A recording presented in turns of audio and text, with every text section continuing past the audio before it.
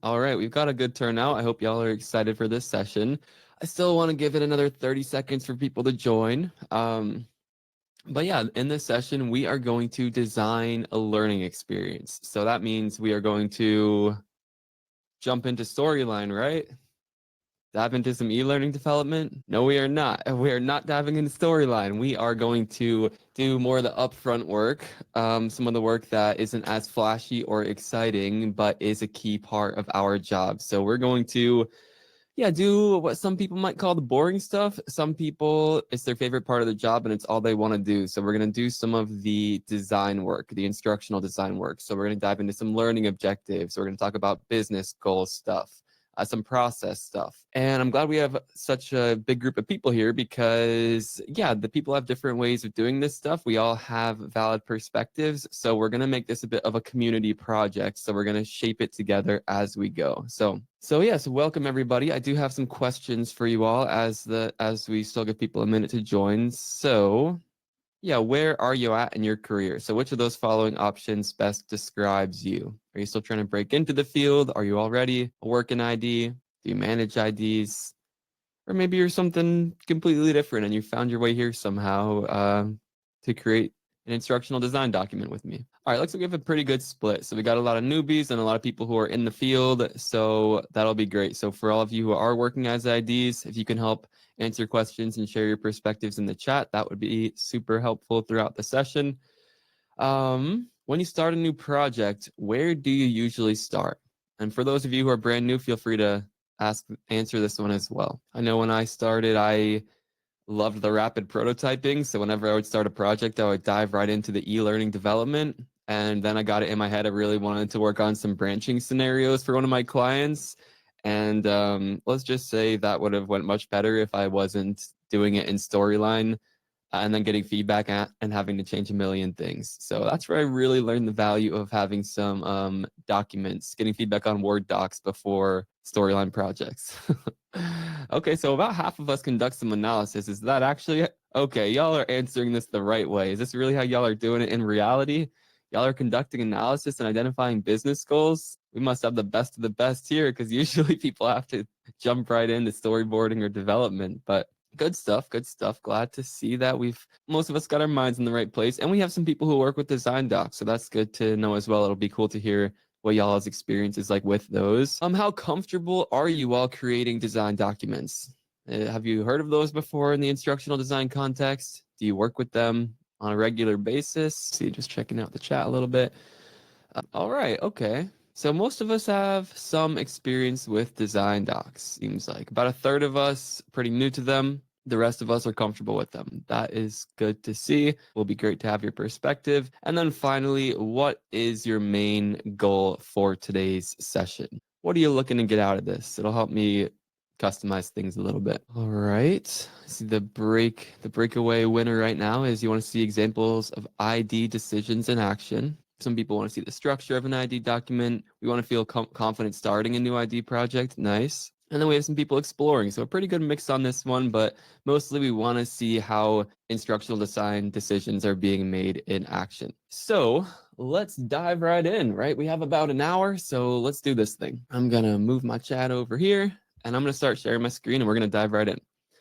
So I shared this LinkedIn poll last week when I announced this live event, and I was like, what outcome should we design a learning experience around? And the winner here seems to be identify a business goal. So I was thinking, I mean, it's going to be a little meta, it's going to be a little confusing, but essentially we want to teach some instructional designers how to identify a business goal. Okay, so that's the learning experience we're designing. Let's just imagine that.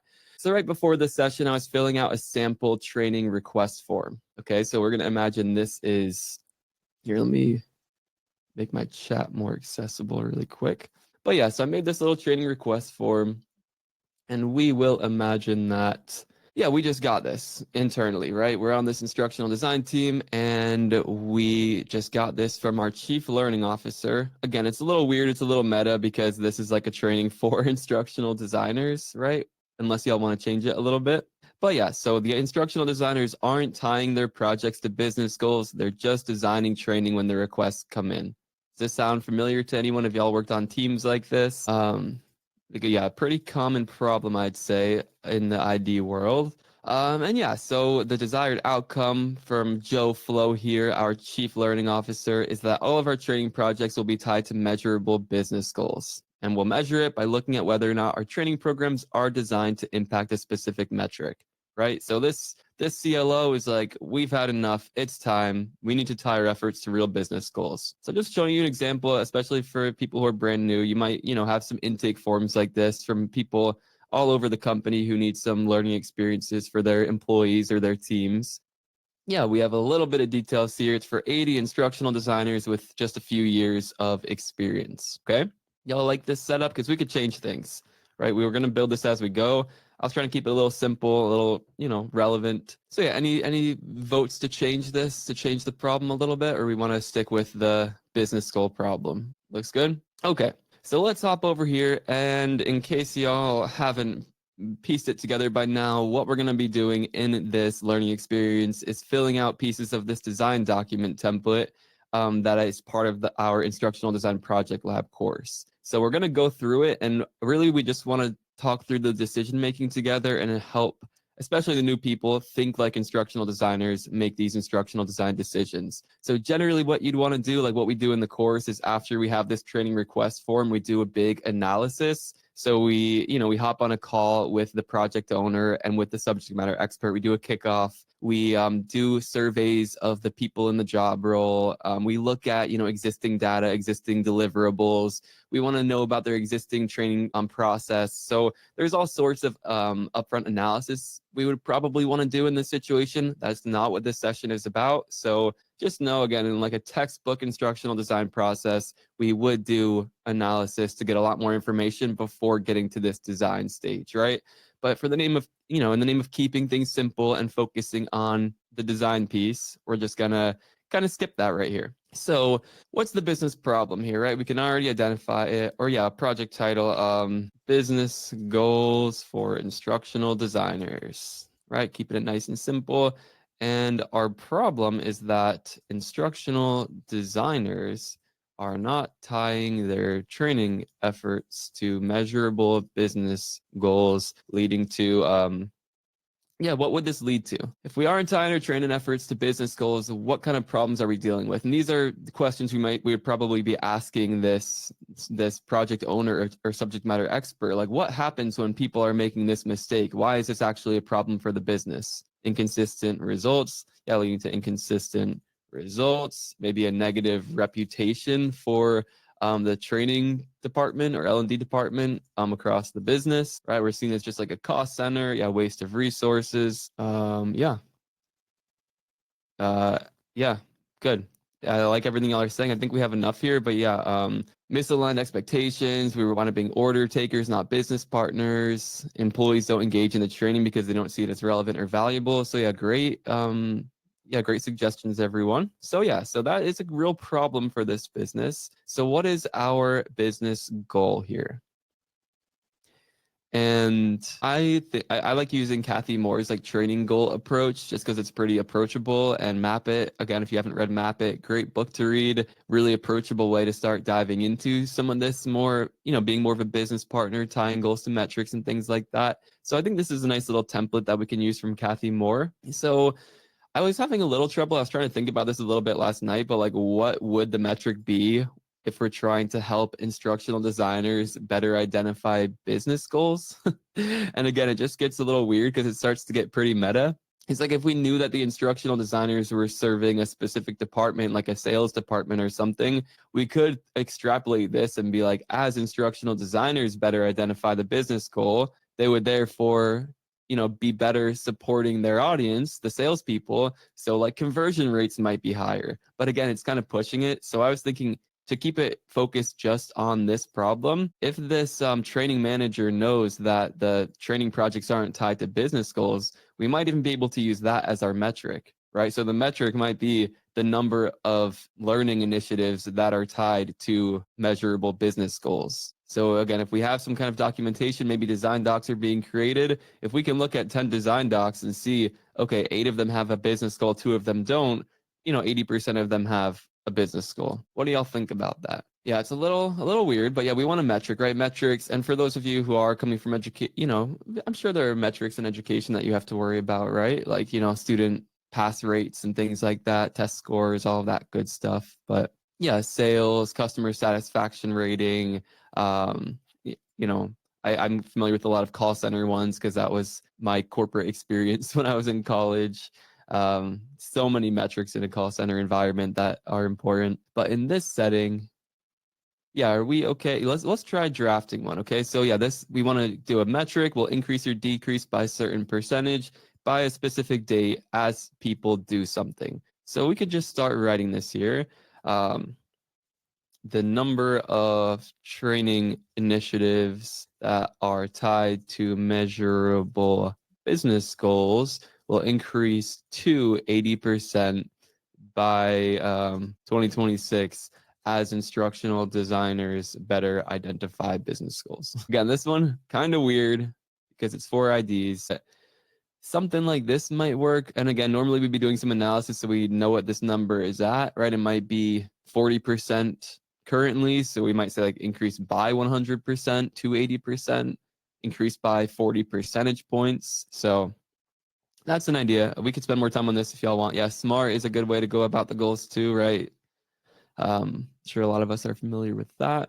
But yeah, I'm sure we could try to find a better option here. Do you want to move on from this though? I think we get the idea for now. I mean, we're going to have to dive into it deeper probably a little later because we're going to write some objectives to help other people do this. Yeah, it's a simple one. Let's use it. Again, we could probably aim higher, like, sales or something like that, or revenue, but then it gets a little murkier to try to track that down and see if we're actually impacting that, since so many metrics can impact it. So we'll keep this one nice and easy to measure.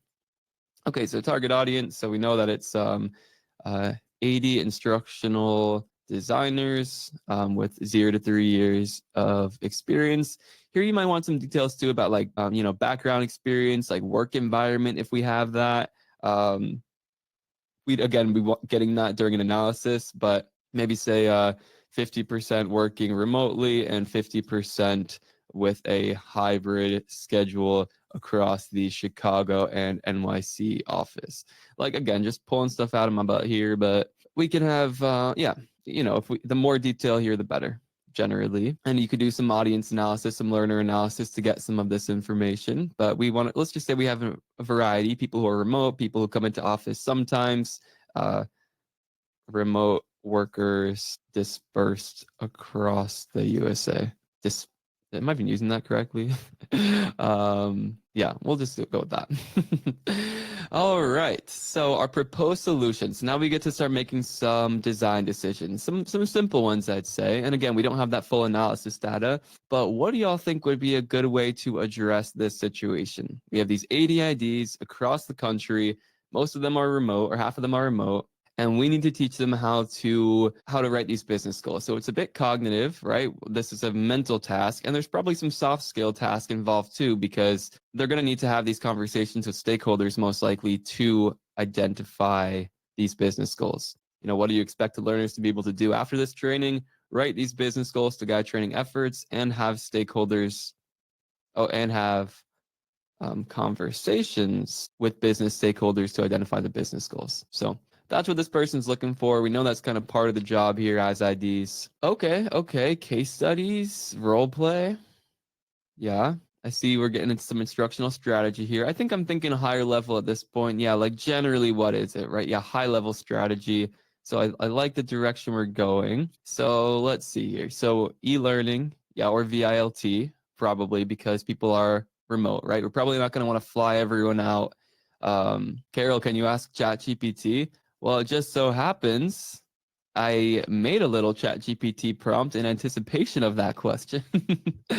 Because yeah, I mean, this is a part of my workflow. So I thought, if we do have some questions, we want to have ChatGPT open. We can't be working out here relying on only our human brains now, can we? So we have a few hundred of us here. So the power of us, might compare to AI, but got to have AI in the discussion also. So we've got this ready. I haven't tested this prompt. I just try to give it some details about what we're doing here.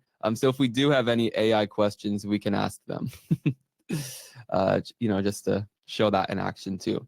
But okay, yeah. So the other thing we might want to know is, yeah, about their schedules, right? Like, do they have time? Well, can all 80 of them get on a call for an hour at the same time? Or, is it an environment where there's a big customer demand and, or time zones are, time zone seems fairly tight, I'd say. But that's another piece of information that would be helpful here to decide between some asynchronous e-learning and a VILT session, for example. And 80 people is getting up there, right? If it was 20 people, maybe VILT might be, less complex, I'd say, than doing it for 80 people or hundreds of people or thousands of people. Yeah, international time zones. I know a little bit about what that can be like.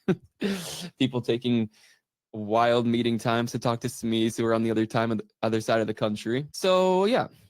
So a proposed solution, we could keep it simple. So we want to do like an asynchronous e-learning. I'm seeing that come up. I saw asynchronous come up a lot in the chat. So that would be like e-learning here, synchronous e-learning, incorporating, or we could even do something blended if we want.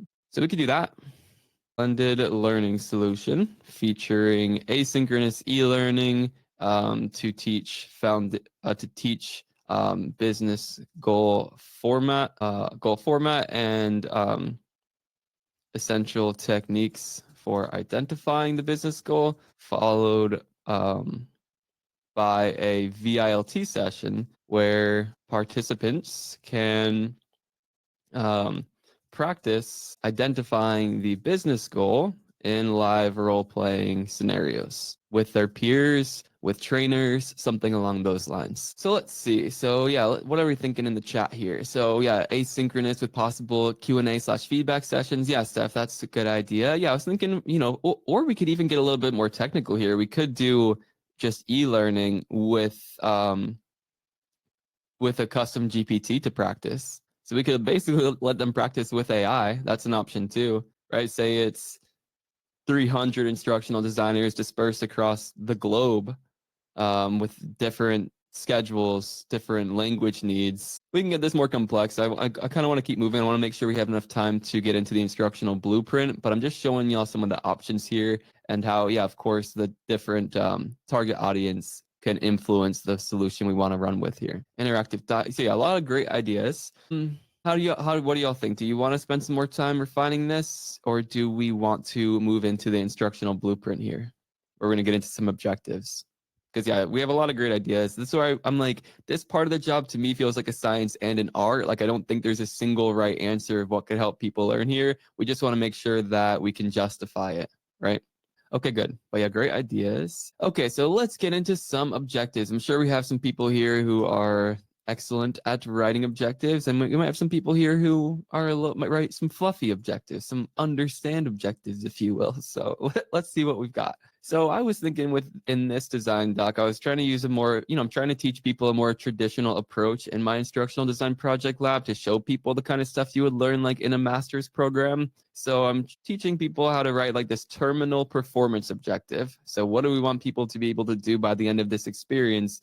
And then we write these enabling objectives, like what do people need to know or be able to do in order to build up to this performance objective. So that's what I was thinking here. So I would like us to try Blooms and ChatGPT. Yeah, when it comes to writing these objectives with ChatGPT, it's honestly pretty disappointing, I would say. Like I tried it. You can see I really tried to like massage this prompt. When it comes to the objectives, ensure you're always focused on what people should be able to do on the job by the end of the training experience. Do not mistake learning objectives for learning activities. That's the issue I see a lot with Blooms, or with ChatGPT, I should say. Like ChatGPT will be like, learners will be able to complete a role-playing activity with, X, Y, and Z.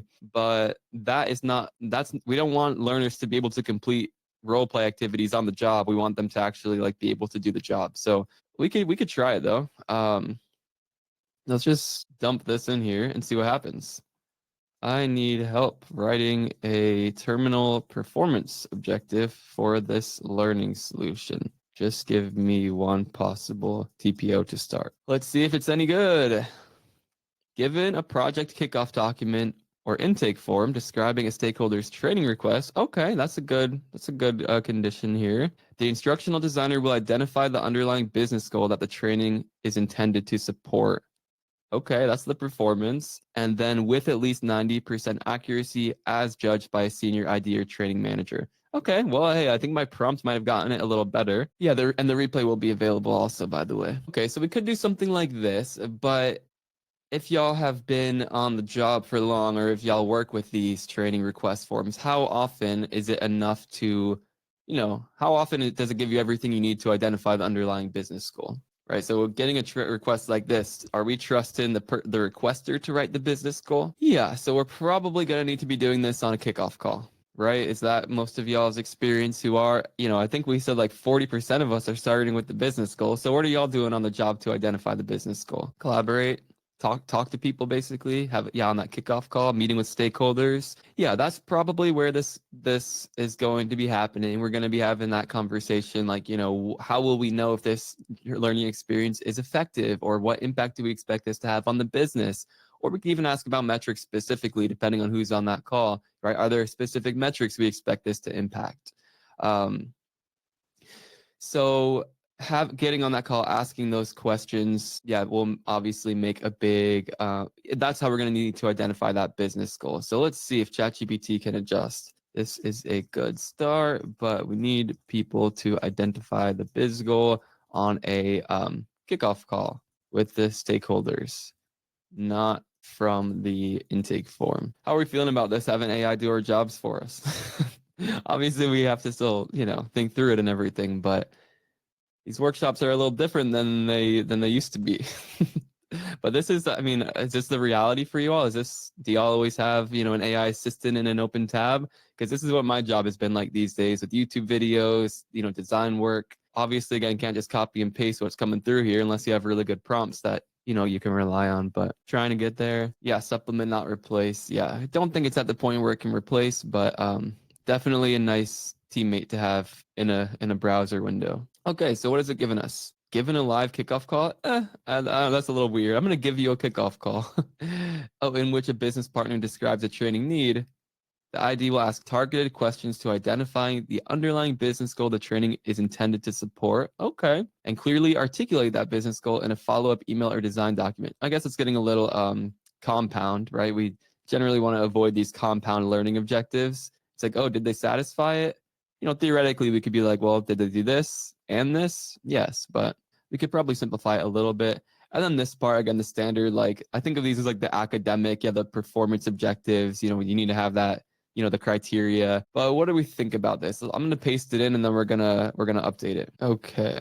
So given a live stakeholder kickoff call in which a business partner describes a training need, maybe like while on a live stakeholder kickoff call, we'll ask question. Maybe the instructional designer will ask targeted questions so that they can business goal for the training project. I mean, this is like really intense a bit. We could probably cut this down even more, but it is pretty thorough. While on a live stakeholder kickoff call. Okay, so we're on the call. The ID will ask targeted questions so that they can articulate the business goal. Maybe it's a little compounding. Yeah. Well, we could even say that instructional designer will, I think this kind of gets at the heart of it. Ask questions, articulate the business goal. What do we think? Yeah, because we could obviously have multiple objectives. So one could be about asking the right questions. Let's see, Jess gave us an option here. When faced with a learning need, the ID will determine which questions to ask in order to best identify and articulate the business goal. Okay, that's good. I like it. So let's make it more about, do we like Jess's? I like how simple that is. And I like that it's focused on asking questions. Yeah, thank you, Jess. Human mind defeats AI generated slop. Perfect.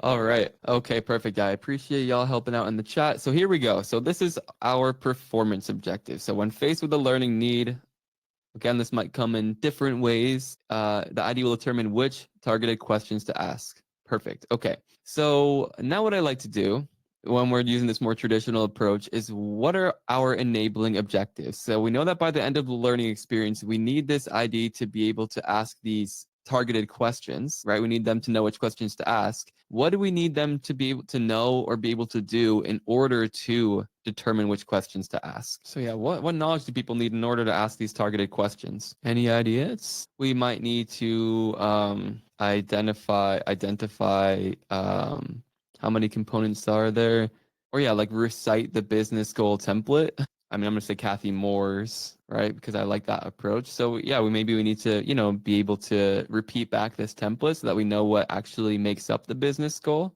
Yeah, what a business goal is by definition. Yeah, that works, right? Define a training business goal. Identify outcome for business goals. Well, I think maybe the business goal has an implied outcome because it's the metric we're trying to impact. Know what demographic information is necessary to build goals. Like, are you talking about like analysis stuff? Yeah, right. We have a learning need. Okay, we need a training on this. We need the ID to determine which questions to ask. So what do they need to know or be able to do in order to determine which questions to ask? They need to know what a business goal is, since that's what they're working towards, right? To identify and articulate the business goal. They need to kind of know what that template is that they're going for. Maybe like identify at least one question to ask for each of the components of the business goal template. That might be an option there, right? So for example, like what metrics do we expect a business to impact with this goal? What percentage are we trying to impact that metric by? What kind of impact are we expecting here? When do we need to impact that by? What needs to change in order for that change to happen? Right? What do people need to do differently in order for that change to happen? So we need people to know how to do that, to ask those questions for these different templated pieces. So notice how these enabling objectives are kind of building on each other, starting from the beginning, getting a little bit more complex, and getting us closer and closer to this performance objective. How do we feel about that? I'm going to check out the chat. I'm going to read some of these options here. Jen, what makes an effective goal? Yeah, I think that's good too. Describe what makes, somewhere in here, describe what makes, differentiate between an effective business goal and a mediocre and insufficient business goal, something like that, and an ineffective. I think that's good. That gets a little bit more complex, right? That might have some enabling objectives of its own, like describing it, identify what makes a business goal ineffective. So, and then, okay, so I see some comments like we need to know what we will measure. We need to know the base metrics. So think about this. How can we describe this, right? Like, I get what y'all are saying, like what we want to know, like the base metrics of the business. So let's think about this, y'all. So people are suggesting, I think what people are suggesting is we have some like a enabling objective like this, like identify the potential metrics for the business, like the base metrics, what we will measure. What do y'all mean by that? Because questions about measurement. How is success measured? How do you know if you accomplished the goal? So is that needed for this performance objective? Do we need to know how success is measured for this? Or like, am I right? We need the ID to determine which questions to ask to identify the business goal. And so are y'all suggesting we have an enabling objective around like asking questions to figure out what metrics we're trying to improve? Because I think that one might be covered here. We could, of course, have more enabling objectives, but yeah, it could be like list 3 different ways to ask, list 3 different questions that may reveal the appropriate metric for the business goal. But yeah, y'all see what we're doing here. So we're not thinking like here's all the background knowledge that the instructional designer needs to come up with the business goal. We're thinking, yeah, we're keeping it very specific. What background knowledge or skill do they need in order to accomplish this performance objective? So we might have other performance objectives too that are part of this training experience. But for this one specifically, we're trying to keep all these enabling objectives building up into this. And a really helpful resource for this is Bloom's Taxonomy. So here, yeah, I wrote out like Megers, where we talk about, the performance, the criteria, the condition. But yeah, Bloom's Taxonomy, like that's where I'm using some of these weird words. Part of the benefit of this, can anyone explain why it's helpful to use these specific verbs that we're using over here on the right side of this chart, as opposed to like understand, measurable? Okay, so what does that mean? How do we measure it? So how do we measure whether or not someone can identify a question to ask for each component of the business goal? Like, how do we actually measure it? Assess. Okay, you test questions. Yeah, exactly. So using words like this, instructional alignment also is key here. So it's really helpful doing this upfront work and writing these learning objectives because we want to make sure there's like a straight arrow through our objectives, our assessment questions, our practice activities, every single piece of content we include. So that's why thinking through this stuff up front, like, this is basically building our outline for us for the learning experience. So we know we need to get them here. We know that they need to do these things to get to here.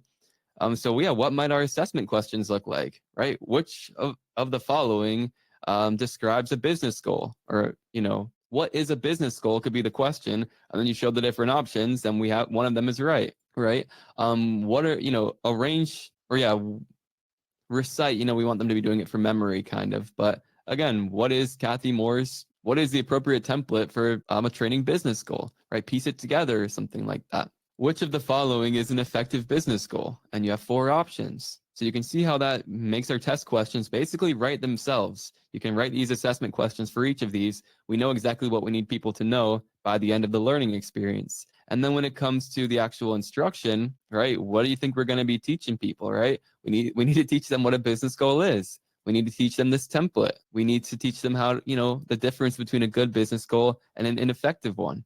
We need to teach them some questions to ask. So yeah, maybe this is pretty intuitive or self-explanatory, but yeah, any questions about this, right? And practice activities, right? Here's a little knowledge check. Here are 10 business goals. Drag the effective ones to the left and the ineffective ones to the right, something like that, right? Do a little prior recall.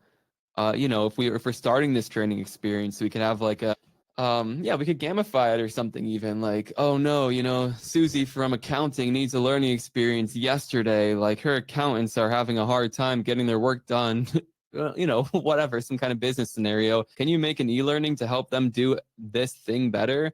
And then we wind up having a kickoff call and Susie reveals some other, I don't know where I'm going with this, but yeah, you could have ways in the beginning to gain attention. Oh yeah, where I was going with this was then after seeing that little cutscene, it could be like, what questions do we want to ask Susie to get to the root of this business problem or to identify this business goal? You could even have that in the very beginning to stimulate some prior recall, see how decent people are already with asking these sort of questions. So do we want to move on from enabling objectives? Is everyone understand this? Is Susie a common scenario name? I don't know. I just kind of came up with that.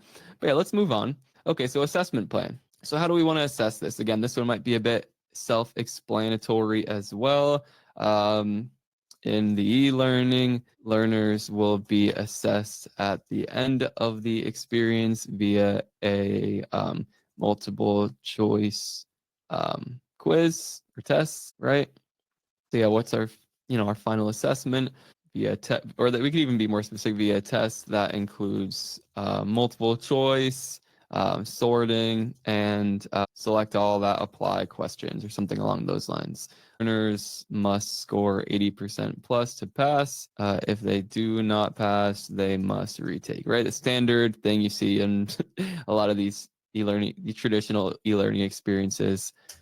For the VILT, learners will complete a role play activity with a supervisor and will be assessed on whether or not they ask the correct, whether or not they ask appropriate questions. All right. So I don't think we need to get super in depth there unless y'all want to. Instructional strategy. This is where we can get a little in depth if y'all want. This is where we can see that instructional alignment in action a bit more. So when I was making this template, I was a little unsure how in depth to get here because obviously in the design doc, we could be a bit high level, but I think it's a really good way to kind of lead into because when I'm introducing this in our course, I want to be able to introduce a lot of these different learning science schools of thought, cognitivism, behaviorism, constructivism. I want to introduce some of the more learning focused models that make it easier to apply these different pieces of learning science like Gagne's 9 events. And I want to give people a chance to tie specific instructional activities to these different objectives, basically, to show how it all comes together. So I was trying to accomplish a lot here. So I have like a space for a little bit of an overview. Oh yeah, here it is.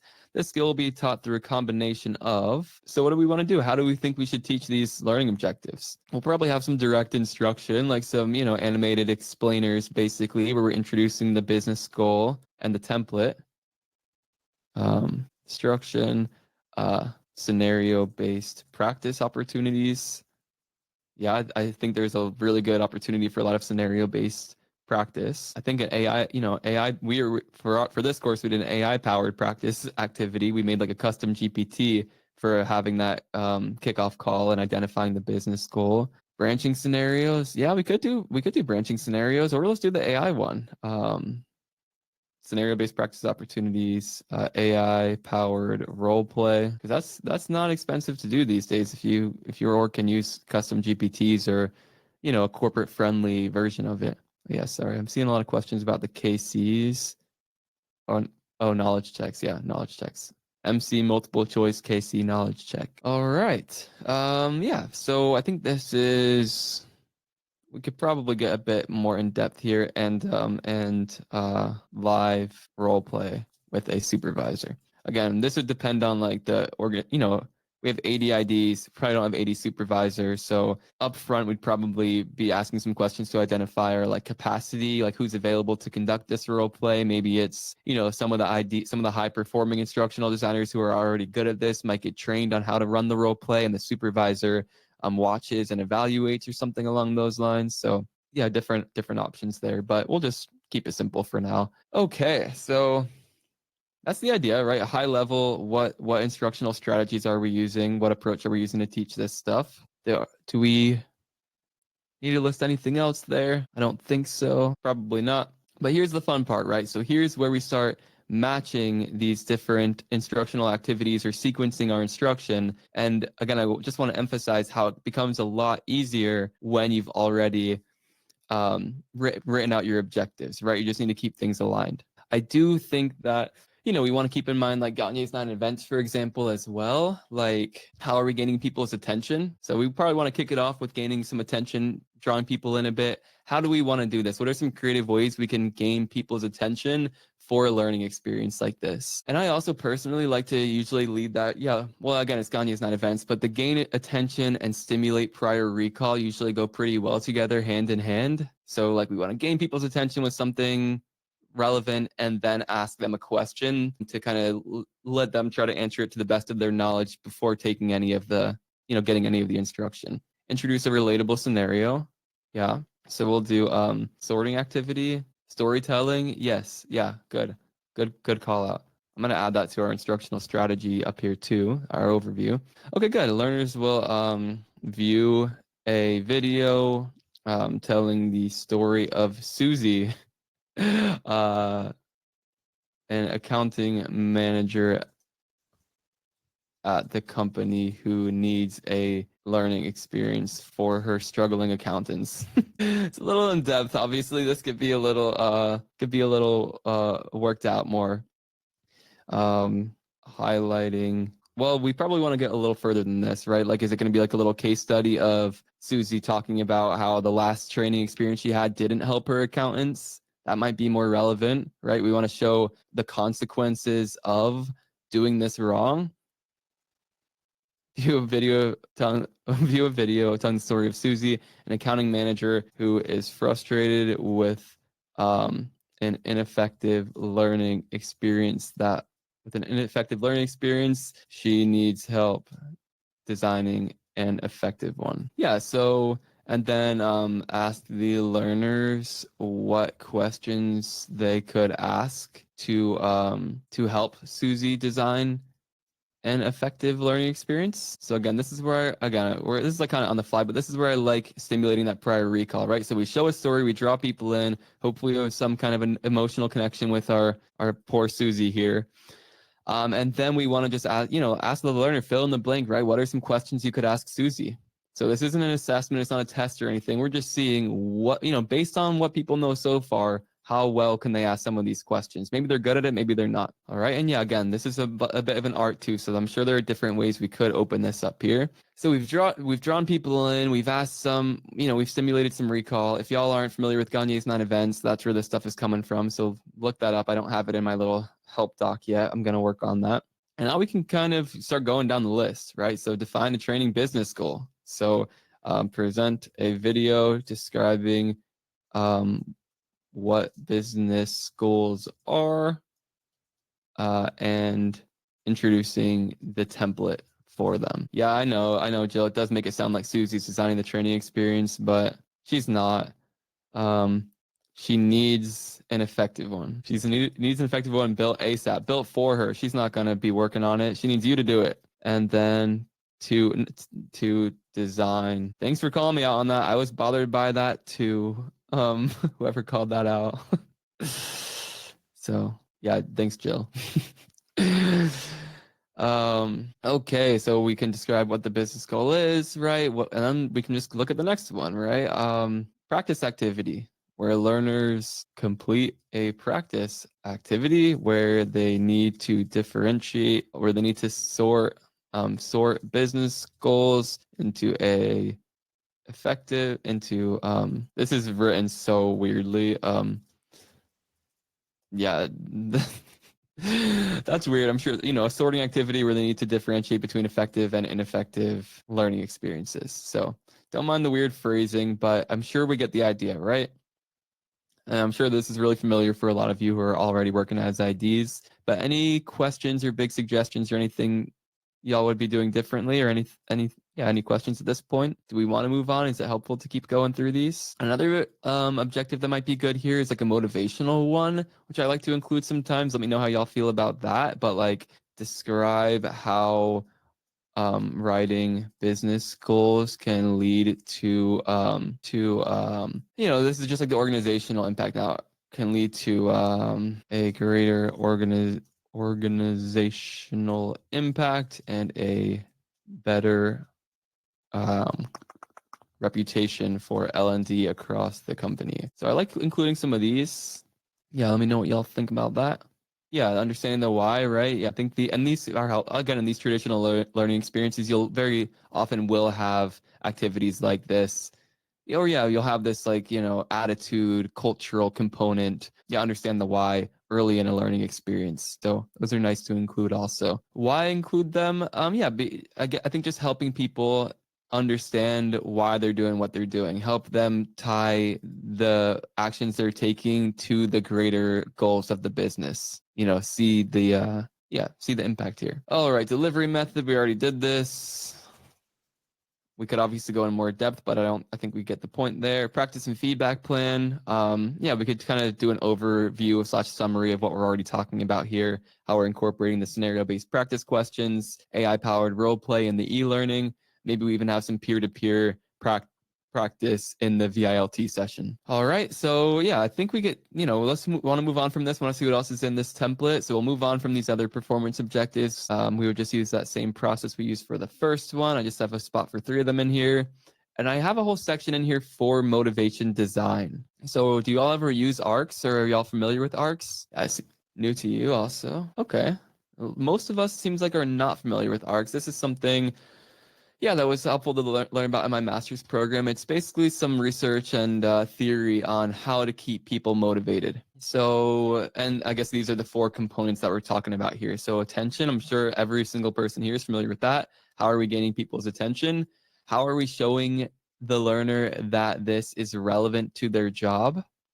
Right? How is it relevant to their real world goals, what they're doing on the job? How does it actually matter for them, right? Is it just feel useless or not? What are we doing to help them build their confidence with the new knowledge or skill that they're learning? So this is where those practice activities come in. I'm not familiar with the honeycomb model, Caroline. But yeah, what are we doing to help people build their confidence? And then how are we helping them feel a sense of satisfaction with the new knowledge or skill that they're applying? So for me, I don't know, it feels pretty self-explanatory. Does anyone would it be helpful to kind of go through each of these? I think, you can kind of see the examples here. But again, it's a lot of the good learning design we're already doing. How are we gaining attention and keeping it? How are we showing people how it's relevant to them? Okay, I'm seeing some yes, sure. What are our other options? Our other option is evaluation. So do y'all want to get into ARCs or evaluation? You can pick one. I'll do a little poll. How about that? Since we have some. All right, I'm seeing a lot for evaluation while I was typing out that poll, but go ahead and place your votes. Yeah, I think evaluation is going to be the winner here, y'all. Yeah. All right, so let's dive into evaluation. So y'all familiar with Kirkpatrick's? All right, so level 1, reaction, right? Well, this is where we're measuring what are people's reaction to the learning experience, okay? And we have this little chart here. I included this success criteria piece to, again, keep for the course that this is in, help people think about metrics and the metrics we're trying to impact, or what metrics would count as success. So yeah, if we want to measure this reaction data, oh no, I kind of have all the answers in here already. Or at least examples. So yeah, what method would we use to evaluate that reaction data? Right, and this is, do people feel that this is relevant to their job? Do people feel more confident? Do people enjoy the learning experience? So, we could do a 5-question, 5-question pulse survey, 5-question pulse survey. Yeah, immediately after the learning experience. And then success criteria, maybe it's 90% of the learners considered the training relevant to their job. Again, these are pretty weak. I know there's there's that one updated approach. I have the book over here somewhere, like an updated smile sheet approach, something like that. Hey, we want another reaction. Considered the training engaging, right? Something like that. So for learning, right, our planned method is the end of e-learning test and supervisor role play assessment during the VILT. During the training, I think makes sense, right? Since it's not complete till they finish the test. So those assessments we considered earlier, that's where we're evaluating whether or not they learned something here. So the success criteria, what is considered success here? 100% of learners pass the end of e-learning test with at least an 80% score. 90% of learners pass the role play assessment activity. Marie, you're asking if it needs to be either or. No, I'm just saying for the next, since we only had like 10 minutes left, like which one we want to cover together. But no, you would fill out both when you're typically going through the design doc. We just don't have time to. So now is where we get into levels 3 and 4. This is where the juicy stuff comes. Thank you y'all for commenting on the template though. I mean, I put a lot of work into this over the past couple of months trying to make it the most comprehensive one. I was really on the fence about giving it away for free or not. I want to do this and show y'all here, and if y'all want, you can see what's included and everything. But I think I'm gonna reserve this for our Devlin Peck Pro thing we've got going on this week. So I just launched this.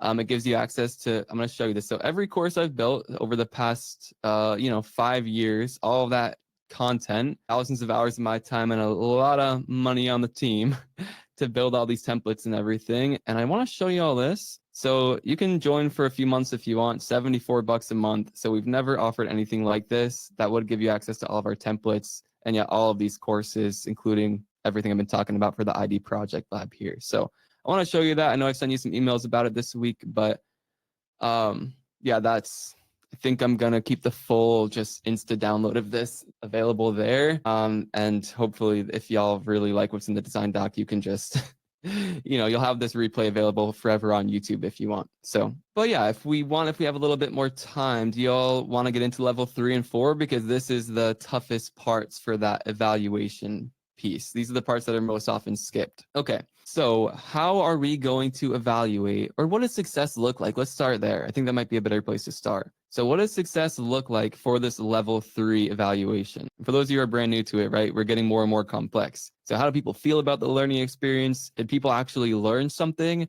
And now at level 3, are people actually using what they learned on the job to do something differently? So what would that look like in this learning experience? Angelica, IDs ask questions that determine business goals on kickoffs. Yeah, okay, I like that. On at least 80% of kickoff calls. And again, the 80% is kind of arbitrary, to be honest. Instructional designers are asking questions to identify business goals. I like that. And then again, that was just for that first performance objective. We might have more of these here. Might be able to get more specific later on, but this is a good one. So plan method. So maybe supervise training. No, I just deleted the whole thing. Whoopsies. Come on. Oh, training supervisors, review, do spot reviews of kickoff call replays. Yeah, how about that? So occasionally these supervisors could review these kickoff calls to determine whether or not they're asking these questions. And we probably want that to be happening on an ongoing basis, maybe for up to 6 weeks to see if it was effective or not though. Yeah, surveys could be an option too. Yeah, surveys with survey people who submit training request forms / attend kickoff calls. So yeah, we could survey them and ask them, yeah, did the instructional designers ask questions to help you identify a business goal or metric, or yeah, basically did they ask you questions to help you figure out these things? So yeah, good idea with the surveying there. Self-assessment could be good too. Yeah, I have some stuff down here like this transfer plan, like how are we going to help them transfer what they're learning to the job? And yeah, I have that self-monitoring opportunities piece here too. So Chassis, you were on it with that. But yeah, I think self-assessments would make a lot of sense there. And then yeah, level 4 results. Again, typically this is where it would be a metric that is really important to the org. I think in this case, our success criteria is that 80% plus of training initiatives are tied to measurable business goals. I think that's the business goal we were going for here. Supervisor review of instructional design docs. So something like that. That's how we get at each of these levels. So are they using these new skills on the job? And then are we actually seeing that impact here? 80% is low. I agree. 80% is definitely the default standard for like corporate or for like assessment pass scores, I would say, from my experience. Staff could tie eval criteria to the determined criteria for targeted questions and whether IDs are meeting them. Yeah, I think you might be onto something with that. But there we go. We are at the top of the hour. So I appreciate y'all hanging out here with me. Yeah, again, I just want to put it on your radar. This lifetime discount is available until tomorrow. So if you want to hop in here, would love to, we do workshops like this every week behind the scenes. I just did like a private one yesterday where we kind of went through all this together. So yeah, I'd love to see you in there. Or if you're becoming an ID, we do have Peck Academy, this licensed career school, and we are accepting some applications for our August 1st cohort. So if you want to dive into either of those options are available. Yeah, my YouTube videos, I've been a little slow with them because I have been doing so much behind the scenes on this design doc and this instructional design project lab course. So I'm going to try to keep like a bi-weekly cadence. And yeah, Joanna, about the August cohort, it's like a mini cohort. I think we have like around 10 seats available for Peck Academy. So yeah, it's a mini cohort. We're not going to do like a big email push for that or anything, but we've had some people on the wait list. We're going to try to get in there. So thanks everyone for hanging out with me. I hope this was helpful for you all. It's fun talking through some of the, the upfront instructional design stuff. It sounds like y'all are doing some great work using ChatGPT, making some good design decisions. So keep it up. I'll see y'all on YouTube or inside the courses if you decide to join me in there. And have a great rest of your week, everyone. Thanks for spending some time with me. Bye-bye.